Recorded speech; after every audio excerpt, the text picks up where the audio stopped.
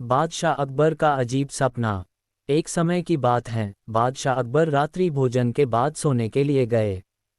बादशाह अकबर गहरी निंद्रा में चले जाते हैं। वह मध्य रात्रि में एक अजीब सा सपना देखते हैं।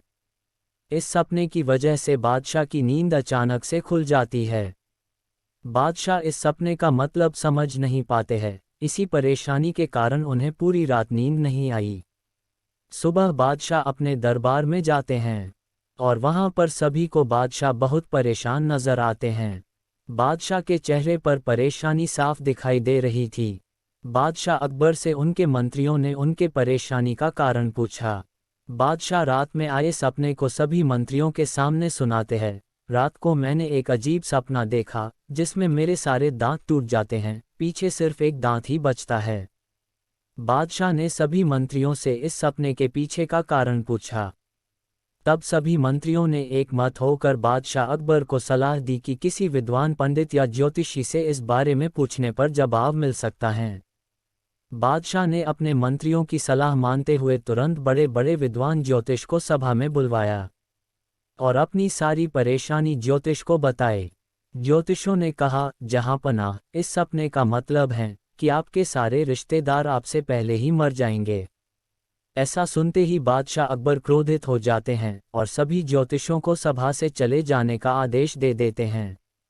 बादशाह अकबर ने बीरबल को सभा में आने का आदेश दिया। बादशाह अकबर के आदेशानुसार बीरबल सभा राजदरबार में अपनी उपस्थिति देते हैं। बादशाह अकबर बीरबल से पूछते हैं, बीरबल, इस सपने के विषय में तुम्हारी क्या राय है? कुछ समय सोचने के बाद बीरबल जवाब देते हैं, हुजूर, मेरे अनुसार इस सपने का मतलब तो बहुत ही अच्छा है।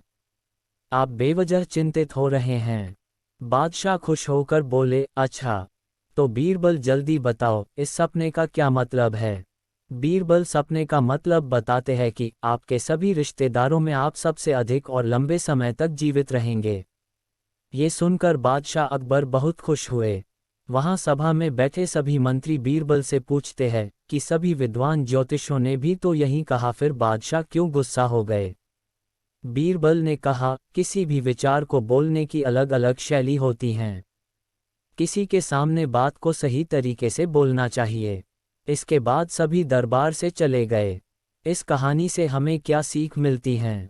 किसी भी समाचार को बोलने के दो तरीके होते हैं। एक सकारात्मक तरीका, जिससे सभी को वो समाचार बुरी होने पर भी कोई फर्क नहीं पड़ता, और जब वही समाचार नकारात्मक तरीके से बोला जाए तो सभी को बुरा लग जाता है। इसलिए हम सभी को कोई भी बात सही ढंग और शैली से बोलना चाहिए। उम्मीद करता हूँ कि आपको ये कहानी पसंद आई होगी। ऐसे ही कहानी देखने के लिए हमारे YouTube चैनल को सब्सक्राइब कर ले। धन्यवाद।